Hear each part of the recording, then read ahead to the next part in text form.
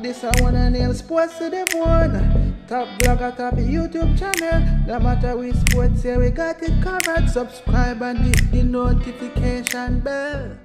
A blessed day to you, all my viewers and subscribers. Welcome back to the channel. All right, my Sports to the Bone family. So we have a couple of things that I want to go through in this video. We see where two youngsters, Sheffield Rutherford and Kimo Paul, both did interviews, and they were basically reflecting on their 2022. Not only where cricket is concerned, but also where family is concerned. As we know, both youngsters have their young families growing and so they were reflecting on that. So I will take you through both interviews, and I'm also going to give you a quick rundown of the scorecards for the Premier League games that were played earlier today. So just make sure you sit back, relax, and enjoy the show on this Boxing Day, right? And if you have not yet subscribed, go right ahead and subscribe. All right, so the headline, we're going to kick things off with Sheffield Rutherford. The headline says, "Being a father is the best thing that has happened to me," says Sheffield Rutherford. So the article starts and it says, 24-year-old explosive Guyana and West Indies player Sheffield Rutherford has had a mixed year in 2022. The highlight of which for the youngster has been his transition to becoming a father. This says, in an exclusive interview with the daily publication, Rutherford reflected on this year and spoke of plans to spend the holidays with his family. All right, so this is what he had to say, and I quote, "I must thank God for the year, and 2022 on the cricket field was not so good. There is room for improvement, always room for better. I am still thankful for the opportunities. My biggest constraint is being consistent. I am working on that. Whatever I have done this year in cricket would never be enough. I want to be better with performances, and it is a learning process for me." End quote. Very well said, youngster. Very well said. Oftentimes we say that the youngsters, they should not only talk the talk but also walk the walk. But we have to remember that it starts with self-actualization, self-reflecting, and actually knowing that you need to step things up. And the youngster is saying that he knows that he needs to step things up. It's not like some other players that you would ask them in an interview and they behave as if they are on top of the world. So this is good to hear. Now he went on to say, "It has been good. I won't complain too much. It is time for me to learn to add those missing plates and get myself together. It is time for me to learn and learn fast," says Rutherford. And basically taking words out of my mouth, I would say that it is time for him to learn and learn fast. And it's the same thing with most of the youngsters that we have, Nicholas, well, I don't know if I should be calling these guys youngsters anymore, but people like Nicholas Poor and Shemran Hetmeyer, Rutherford, Kimo Paul, all of these guys, it's just consistency is the thing, because every now and again we see them just coming out and stunning the world and putting on good performances, not necessarily at the international stage, but where franchise cricket is concerned, and going up against quality bowlers. I know that franchise cricket is not international cricket, but some of the bowlers and batsmen that these guys go up against in franchise cricket, they are pretty good. So when we see they are not able to replicate these performances at the international level, it is really frustrating, So it's good to hear the youngsters acknowledging this.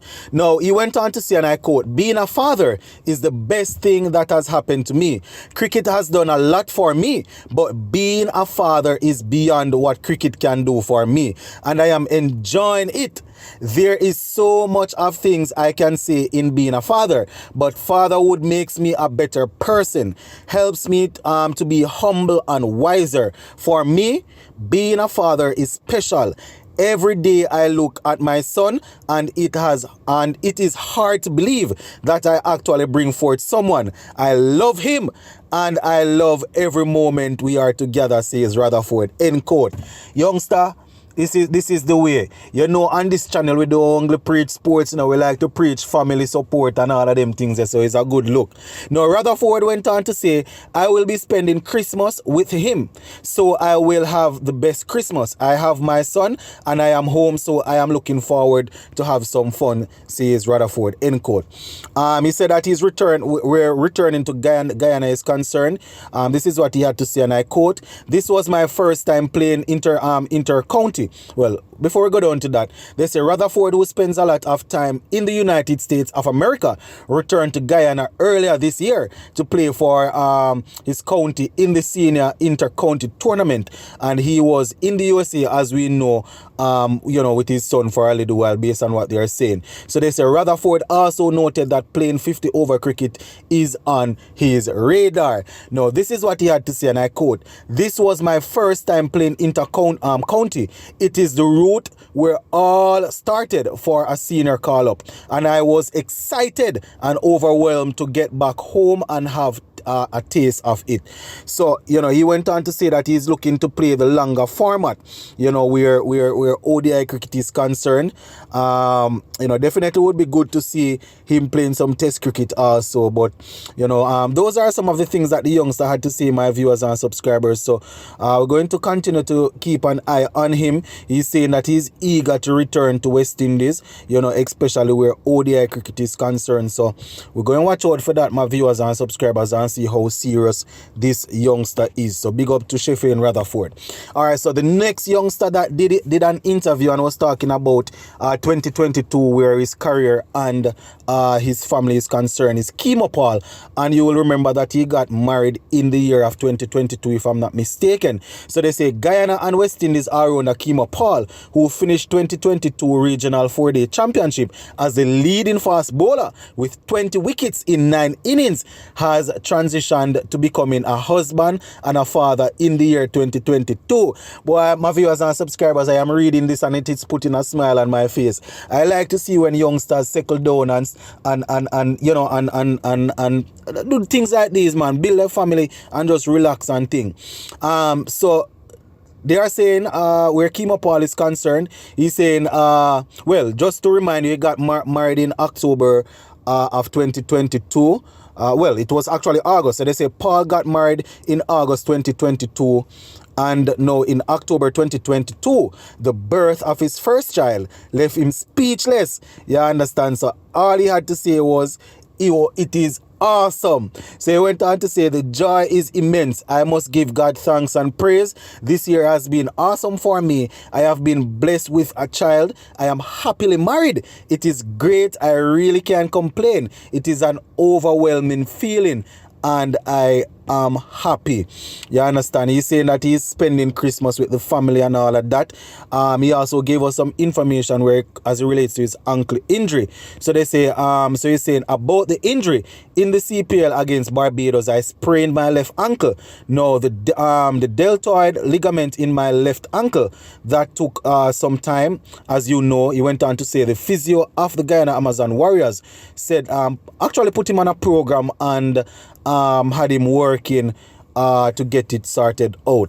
So this is what he had to say, and I quote, "That was a very delicate area. That is where the pressure goes when you bowl. Even now, I still take precaution and strap my ankle and stuff. Other than that, my body is in excellent shape," end quote. You understand? So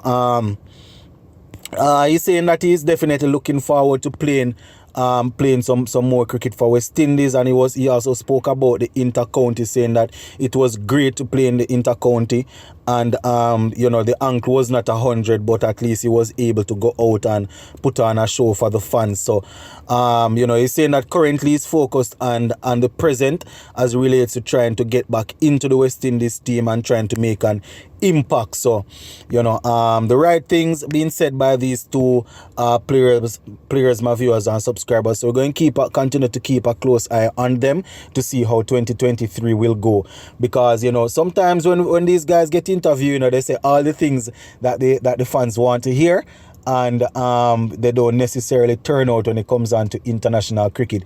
Kimo Paul, to a lesser extent, is usually injured. That injuries, that is usually what keeps him out. He's usually in good standing with CWI. So that is it where the cricket is concerned, my peeps. So let me just give you a quick rundown of the Premier League. We had quite a few games earlier today. We had, let me see, 1, 2, 3, 4, 5, 6. We had about 7 games, entertaining games, goals. So the first game was Brentford versus Tottenham. And, that game, they played out to a 2-2 draw. Ivan Toney scoring 1, John Lett scoring 1 for Brentford. We had Orbe and Harry Kane scoring for Tottenham. Crystal Palace, they went down 3-0 to Fulham. You understand? So Fulham doing their thing. Bobby Reed and Ream and Mitrovic scoring again, the unstoppable Mitrovic. We also had a Newcastle who they are definitely doing some work, my viewers and subscribers, looking extremely serious. They were able to get the better of Leicester City 3-0, and it's a possibility that Brendan Rodgers should be I think Brendan Rodgers should be scratching his head. They lost to Newcastle 3-0. Chris Wood scored a penalty to open. Then we had Miguel Almiron scoring the second, and then we had Joe Linton scoring a free header to give them a 3-0 lead. We also had Brighton getting the better of Southampton. Brighton, they won that game 3-1, and we had a couple of weird things, Lallana, he scored. We had March scoring also. James Ward-Prowse missing a goal, and we had James Ward. Well, he missed the penalty and then he converted it. So you can say it was safe, then converted. And yeah, that is how that game went. Where that is concerned. Liverpool, who is still fighting their way to get back into the top 4, they were able to beat Aston Villa 3-1. Leon Bailey, the Jamaican, playing for Aston Villa. So it was Mohamed Salah that opened up the score in the 5th minute before Virgil van Dijk finished off smoothly. That game I was actually watching, and he looked like a centre forward how he finished off that goal. And then a youngster, I think he was making his debut, was able to score a goal. Ollie Watkins, he had the lone goal for Aston Villa. Arsenal now, my peeps, this game I also watched. They were able to get the better of West Ham 3-1, and I must say that coming as a Manchester United man, I have to admit it, my viewers and subscribers, Arsenal, they are starting to look like the real deal. You understand? It was Said Benrahma that scored the first goal for West Ham. It was a penalty, but Saka scored in the 53 minutes to put it to 1-1. Gabriel Martinelli 2-1 in the 58th minute, and then Nketiah scoring a brilliant goal in the 69th minute to wrap things up for Arsenal. So that is how it went, my viewers and subscribers, as it relates to the Premier League. Now tomorrow we are going to have the best club in England, Manchester United, play Nottingham Forest at 3 p.m. But before that, we're going to have Chelsea going up against Bournemouth at 12:30. So that is it, my viewers and subscribers. Gonna leave it right here for now. Sports to the bone, keeping you informed. Big up on yourself, my peeps.